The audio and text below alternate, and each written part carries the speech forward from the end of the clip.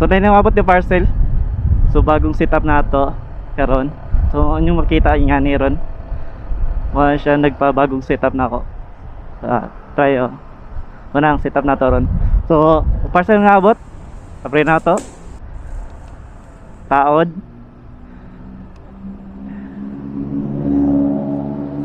So manang itsura sa atong bagong setup sa atong helmet and atong mounting sa atong action cam.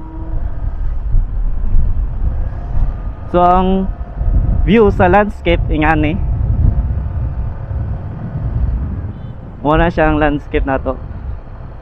Tag abot sa bagong setup na to is ito na ang view. Mura na siya, pwede na siya pang TikTok and real